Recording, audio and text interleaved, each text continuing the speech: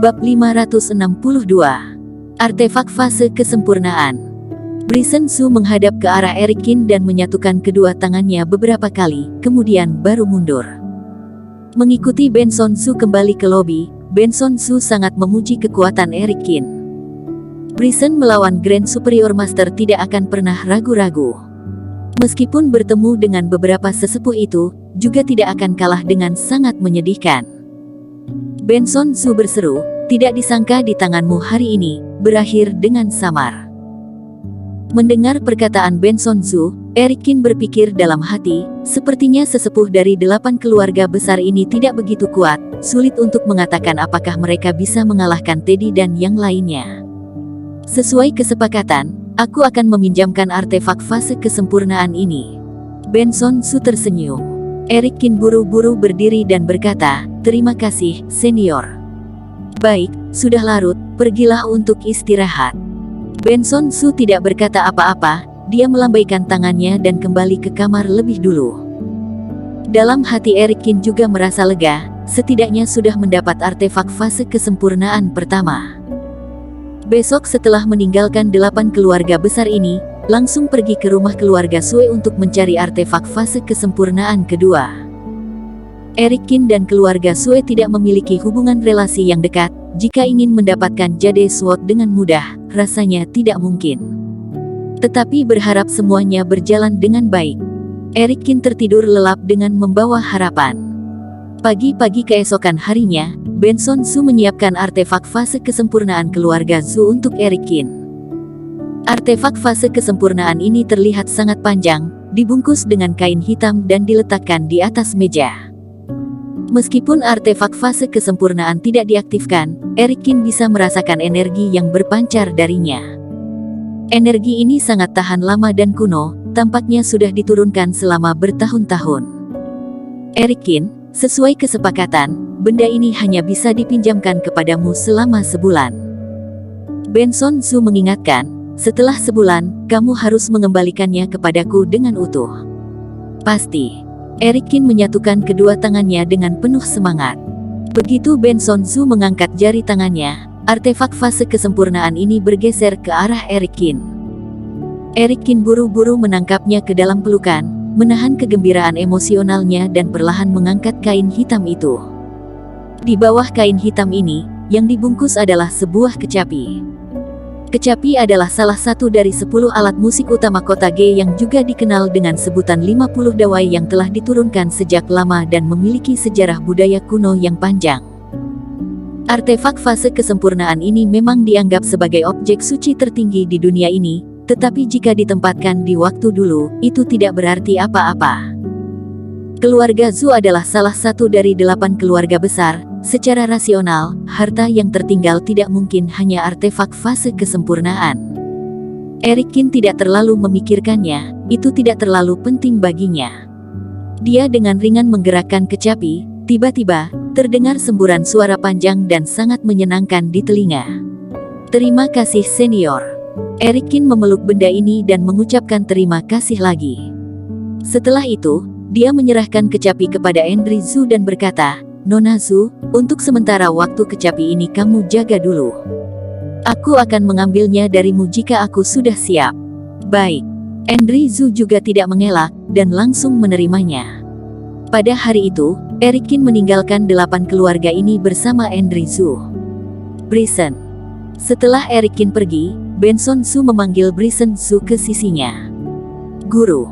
Benson Su menyatukan kedua tangannya, wajahnya sedikit menyesal. "Aku bertanya padamu, saat kamu bertarung dengan Erikin, apakah kamu pernah memberinya kesempatan?" Benson Su bertanya. Brisson Su tersenyum pahit dan berkata, "Menjawab pertanyaan guru, aku telah berusaha yang terbaik. Erikin ini, aku selalu merasa bahwa dia tampaknya tidak menggunakan semua kekuatannya." Benson Su menarik napas dalam-dalam, lalu perlahan mengangguk dan berkata, "Baik, aku mengerti." Erikin dan Andri Zhu berjalan keluar dari dunia tersembunyi dan berdiri di puncak Gunung Kunlun. Seperti yang diketahui semua orang, sebelum mereka keluar, Hafchao dan yang lainnya baru saja pergi dari sini. "Nona Zhu, Erikin berhutang budi padamu dan keluargamu. Berdiri di puncak Gunung Kunlun, Eric Kin berkata sambil menyatukan kedua tangannya. Andrew Zhu terkekeh, saudara Kin tidak perlu bersikap begitu sopan, apa rencana selanjutnya? Eric Kin berkata dengan suara yang dalam, aku akan segera berangkat ke Amerika. Begitu terburu-buru.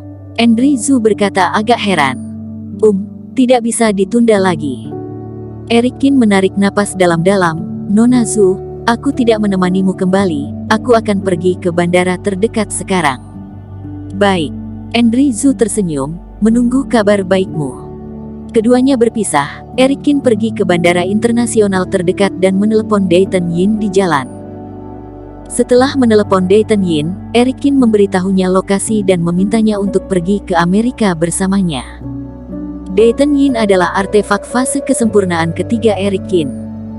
Meskipun Navia Jiang mengatakan 3 buah saja tidak cukup, Eric Kin sebenarnya tidak bisa meminjam yang keempat, hanya bisa mencoba 3 buah artefak.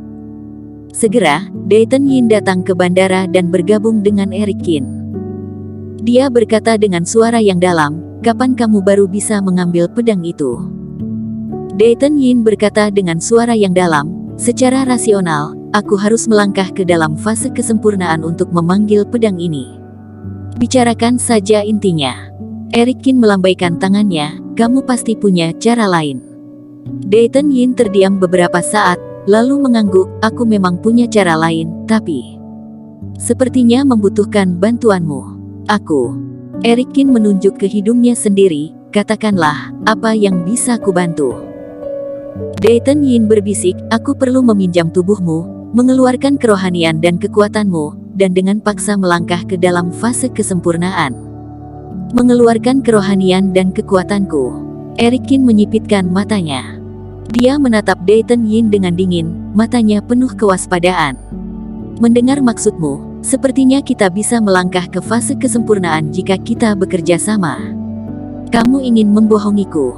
Eric Kin berkata dengan dingin. Perlu diketahui, setiap tahapan di atas Grand Superior Master adalah perubahan kualitatif, yang tidak dapat dikompensasikan dengan kuantitas. Dayton Yin dengan cepat menjelaskan, kamu sudah salah paham. Bukan kamu dan aku bekerja sama, tetapi aku menempati tubuhmu.